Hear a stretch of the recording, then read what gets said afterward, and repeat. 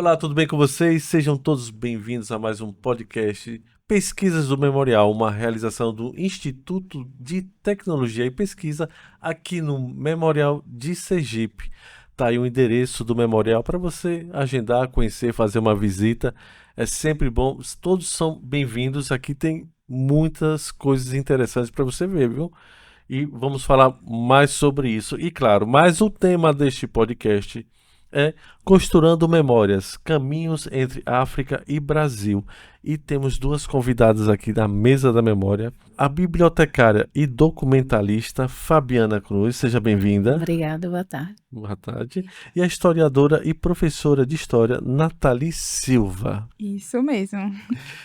Abordar como o Memorial de Sergipe, um espaço dedicado à preservação da memória histórica e cultural de nosso estado, pode agregar à implementação da Lei 10.639/03, alterada pela Lei 11.645/08, que tornou obrigatório o ensino de história e cultura afro-brasileira e indígena nas escolas.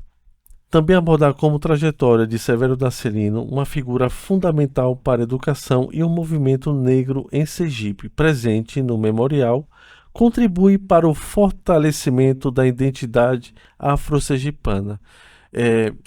Antes de eu lançar a primeira pergunta, eu vou perguntar para cada uma de vocês um pouco da trajetória de vocês e do trabalho de vocês junto ao memorial. Então, eu vou começar com você, Fabiana. Fique à vontade de falar um pouco do seu trabalho aqui no Matéria, da sua trajetória de vida também, do seu portfólio. Pronto, boa tarde a todos. Eu sou a Fabiana, bibliotecária e documentalista. Eu sou responsável pela Biblioteca Lourival Batista, da qual eu fiz toda a organização dos acervos pessoais de alguns notáveis, né, daqui de Sergipe. A nossa biblioteca, ela é composta por esses acervos, né? Trabalhei em algumas instituições estaduais e municipais daqui do nosso estado, mas estamos aqui preservando e conservando e disseminando essas informações para a população sergipana. Muito obrigado. Nathalie, por favor. Então, eu sou historiadora, professora de História, formada pela Universidade Federal de Sergipe. Mas antes desses títulos, né, eu sou uma pessoa ligada às artes, né? Então, durante a minha adolescência, eu me encontrei com o teatro me encontrou.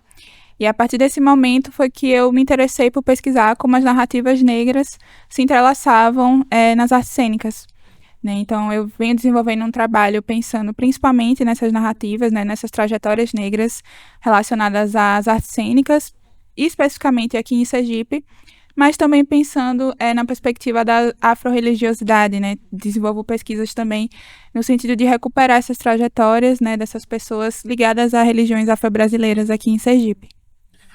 Certo. E aí eu vou lançar agora a primeira pergunta e fiquem à vontade em responder. Lembrando que não é uma entrevista e sim uma discussão. Então, uma pode complementar e aí, de repente, a conversa pode até tomar outros caminhos. Fiquem à vontade. Como o Memorial de Sergipe contribui para a valorização da história e ensino da cultura afro-brasileira e afro-sergipana? Então, esse é um desafio, né, que dentro da sala de aula, né, a aplicabilidade da Lei 11.645/08 é muito questionada, né? A lei, ela existe, mas muitas vezes ela não consegue ser aplicada da forma que deveria, né? Que é abordar, né, as trajetórias negras, abordar a herança cultural africana e indígena dentro da sala de aula numa perspectiva geral, uma perspectiva que consiga englobar esses indivíduos, essas trajetórias, essas vivências em todos os momentos históricos, né? E uma das questões, né, que a gente acaba se esbarrando dentro da sala de aula é que muitas vezes essas abordagens elas só são trazidas durante o 20 de novembro, né? O mês da consciência negra, como se as nossas perspectivas, as nossas vidas estivessem ligadas somente a esse mês, né? Então, quando os professores, né, os alunos, eles chegam ao Memorial de Sergipe, eles conseguem perceber que Sergipe é um território negro, é um território indígena, né? E que muitas dessas noções, elas são aplicadas em todo o nosso período histórico, não somente ligadas a essa história do negro como um elemento da escravidão, né? Então, aqui no memorial, a gente consegue trazer essas narrativas, né, a partir de pessoas negras, personalidades que são intelectuais, né, como o próprio Severo da Celino, como a professora Zizinha Guimarães, né, mas que também tem uma participação de excelência, né, nos esportes, a exemplo do nosso Maguila. Pessoas também que tiveram uma relevância acadêmica muito profunda, né, como podemos falar da historiadora, pesquisadora, ativista, militante do movimento negro, a Beatriz Nascimento, né, que atualmente tem sido recuperada aí pela história afro-sergipana como essa intelectual importante. Então, quando os professores, quando os alunos, eles chegam aqui ao memorial, eles conseguem perceber, né, essas heranças culturais africanas, mas que não são heranças apenas ligadas ao passado, né, são heranças que ainda existem, né, que permeiam a nossa vivência atual, que permeiam o nosso presente. Né, e principalmente quando a gente fala de alunos da escola pública, que a gente sabe que majoritariamente são alunos negros, né, e que muitas vezes se sentem invisibilizados dentro das narrativas oficiais, da história oficial. Então, o Memorial de Sergipe, ele traz esse papel complementar, né, a aplicabilidade dessa lei, que é justamente pensar, né, nesses corpos negros, nessas referências negras, para além, né, da escravidão, para além desse período histórico que a gente fala, né, para não esquecer, mas que a gente não quer ser, nós, enquanto pessoas negras, não queremos ser restringidos a esse momento, a esse período histórico. Só é esse mês, né? Acho que é ao decorrer do ano ser lembrado, né? Esse fortalecimento de cultura, né? Da afro-brasilidade. Acho que é importante ser lembrado o ano todo, não somente no mês de novembro. Temos uma segunda pergunta aqui, seguindo o nosso roteiro. Como o acervo da Biblioteca Lourival Batista contribui para a transmissão dos saberes produzidos por personalidades negras? O principal papel da Biblioteca Lourival Batista, ela é disseminar, né, e preservar essa memória tanto histórica como cultural, né, através de várias atividades realizadas como exposições bibliográficas, rodas de conversa, mediação de leitura, né, trazendo todo o debate e reflexão, né, sobre as vivências, sobre essa história, sobre essa cultura, né, afro-brasileira, né, e o nosso papel não é somente guardar essa história, e sim para gerações futuras, né, do fortalecimento, do pertencimento, né, do orgulho pela nossa história e pela nossa cultura. Perfeito. Gostaria de complementar com alguma ideia? Então, quando a gente adentra, né, a Biblioteca Lourival Batista, a gente pode se deparar com obras que são muito importantes e que são obras muito edificantes mesmo para a nossa sergipanidade, né? Quando a gente fala principalmente da nossa afro-sergipanidade, né? Então, dentro da Biblioteca Lourival Batista, a gente encontra títulos, né? Como, por exemplo, a coleção do Tobias Barreto, Santos né? Souza. Coleção do Santos Souza. Também temos diversas obras do Severo da Celino, né? Que é um intelectual contemporâneo, né? Que continua produzindo e tem Aqui obras... pode mostrar aqui. Isso, tem alguns Exemplares. títulos. Obras tanto numa perspectiva de militância negra, né, trazendo informações importantes, como, por exemplo, a catalogação de quantos negros, né, como a população negra se divide no estado de Sergipe.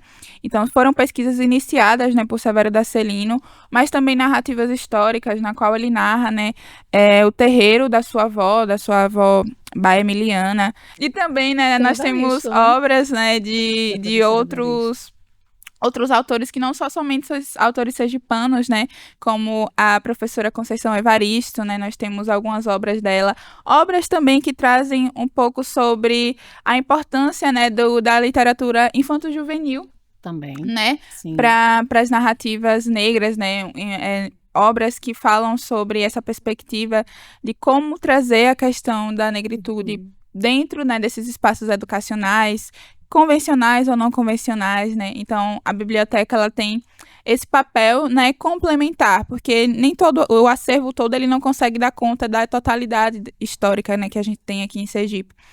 Então, parte desse acervo da biblioteca, ele é complementar, ele traz algumas obras que a gente não conseguiu abordar durante a catalogação do museu ou durante o processo de formulação mesmo do seu acervo.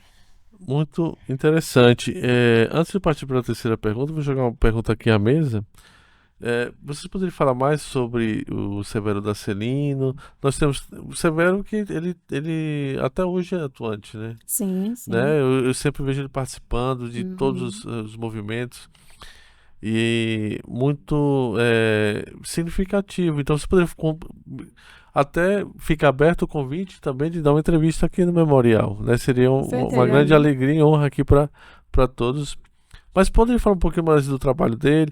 Temos também a obra do Tobias Barreto aqui na mesa, né? Fiquem abertos para comentar mais. É a pesquisa dela, na verdade, Sim, né? Então, então, sim. eu não posso nem. Pronto. Severo Dacelino, né? Ele é um notável sergipano. Severo Dacelino atualmente tem 77 anos e continua produzindo bastante, né? Como o senhor falou. Severo Dacelino, ele é um multiartista, né? Ele é um historiador, ele é um pesquisador, ator, dramaturgo, escritor, poeta. Mas foi no teatro que ele iniciou a sua carreira, né? Severo Dacelino serviu a Marinha, né? E quando ele retorna da Marinha, ele já retorna com esse projeto de formular aqui em Sergipe um grupo que pudesse abordar o teatro armorial, né? De inspiração de Ariano Suassuna, mas também trazer parte de sua vivência como um homem negro, um homem de axé. Então, Severo Dacelino, em 1968, ele funda o Grifacaca, que é o Grupo Regional de Folclore e Artes Cênicas Amadorista Castro Alves, né? Esse grupo ele fica em funcionamento até 1986, que é quando ele se converte em Casa de Cultura Afro-Sergipana. Né? Inicialmente, esse grupo ele tinha uma perspectiva de trazer o teatro, né? De trazer narrativas sobre ser nordestino, sobre ser negro, numa perspectiva cênica. Então, ele foi um grupo iniciado num colégio, né, no Colégio Presidente Vargas, e ele acompanhou a trajetória de Severo Dacelino, né? Severo Dacelino fundou ele quando estava finalizando seus estudos ginasiais. Depois disso, Severo ele entra na antiga escola técnica, né, que atualmente é o IFES, e lá ele continua promovendo esses projetos, né, de valorização da sua herança africana, né, desenvolvendo metodologias muito inspirado pelo trabalho de Abdias do Nascimento, né, que fundou o Teatro Experimental do Negro lá em 1944, que trazia como temática base, né, o protagonismo, né, o protagonismo do negro, né, um negro que não estava na cena, ou se quando estava na cena, era representado a partir de uma perspectiva escravocrata, era representado a partir de uma perspectiva vexatória, né? Então, muito inspirado por esse trabalho de militância e de arte desenvolvido por Abdias do Nascimento lá em 1944, Severo aqui em plena ditadura civil-militar, né? Importante ressaltar, que fundou, né, esse grupo que deu origem ao movimento negro em Sergipe. Então, Severo também ele foi o fundador do movimento negro em Sergipe, que foi fundado a partir de uma perspectiva de narrativa cênica. Né? Então, muitas vezes o trabalho de Severo é muito mais reconhecido pelo lado militante do que necessariamente pelo lado artístico voltado para as artes cênicas. Né? Muitas pesquisas foram desenvolvidas na intenção de demonstrar o Severo enquanto militante, o Severo enquanto um homem ligado à literatura, mas poucos trabalhos foram desenvolvidos na intenção de demonstrar esse trabalho cênico, né, que o Severo fazia. Né? Então, durante as peças, né, que ele montava, né, com seus colegas, né, como Alcides Costa, Maurelina, ele trazia narrativas da cultura banto, da cultura iorubá, cultura que ele vivenciava, né, porque ele, como eu já citei, foi um homem de terreiro, é um homem ligado ao candomblé. Então, ele trazia essas perspectivas dentro da sua vivência cênica, né? Então, a partir do que as pessoas viviam ali no bairro Aribé, né, que atualmente é o bairro Siqueira Campos, ele fazia processos de improvisação e levava a cultura afro-brasileira, a musicalidade afro-brasileira, as danças dos orixás, né, os significados, os sentidos, os cheiros, tudo isso para cima do palco, né, em um período em que havia muitas restrições, né, para se produzir arte no Brasil, mas especificamente aqui em Sergipe. Né? Então, Severo Dacelino ele foi o pioneiro em trazer narrativas negras, narrativas periféricas dentro de uma perspectiva teatral aqui em Sergipe. E eu tenho certeza que é só um pouquinho da história dele, né? Exatamente. Que você resumiu aqui com muita qualidade. Nós já estamos já na reta final do nosso podcast, nosso rápido e rico podcast. E claro, sempre lembrando que você é bem-vindo de visitar aqui o Memorial Sim, de Sergipe. Mas eu gostaria que você falasse, depois de você, palavras finais, as considerações finais, o que você gostaria de acrescentar de voz aqui na mesa do conhecimento. Então, Na mesa da memória. Eu sempre costumo falar, né, com as pessoas que visitam o memorial, que a sergipanidade, ela não é uma coisa unitária, né? A sergipanidade, ela não é somente algo único mesmo. A sergipanidade, ela parte de diversas identidades, né? De uma polissemia de identidades e que trazem, a princípio, muito da identidade negra e da identidade indígena, né? Que são elementos que, infelizmente, a gente vê que são bastante desvalorizados, né? Nas narrativas oficiais aqui dentro de Sergipe. Né? Então, eu trago, né, a importância da gente olhar para a história sergipana, exaltando mesmo esses símbolos, essas personalidades, exaltando as nossas heranças culturais, né? Sergipe é um território negro, é um território indígena, mas que infelizmente, né, convive com o apagamento e com a invisibilização dessas narrativas, né, pela história oficial. Então é muito importante que nós, né, enquanto produtores do conhecimento, nós enquanto professores, nós enquanto museólogos, bibliotecários, jornalistas, que a gente fale da sergipanidade não numa perspectiva caricata, mas numa perspectiva de vivência mesmo, né? A sergipanidade é a marisqueira, que vai lá no rio e cata o marisco pra gente comer, a sergipanidade que tá ali dentro de um pescador que tá lá no Rio Sergipe tirando o seu sustento, né? A sergipanidade é sobre também ser simples, é sobre trazer essa identidade, né? Nossa herança cultural africana, nossa herança cultural indígena. E é isso. Muito obrigado, Nathalie, pela sua presença. Por favor, Fabiana. Complementando, né, eu quero convidar todos a vir conhecer o nosso acervo, né, o acervo do Memorial e da Biblioteca Lourival Batista, né, com esse sentimento de pertencimento, né, e orgulho da nossa história e da nossa cultura. Estão todos convidados. Pronto, muito obrigado, Fabiana. Nós encerramos esse podcast e estendo para você, tá aí o site para você acessar, conhecer mais sobre memória, mas aliás, conhecer detalhes de funcionamento, porque você tem que vir aqui e, né, viver todo o que o Memorial tem para oferecer. Agradecer toda a equipe do Memorial, a Sayonara, e lembrar que este podcast é uma realização do Instituto de Tecnologia e Pesquisa, que faz parte do ecossistema Tiradentes. Até a próxima.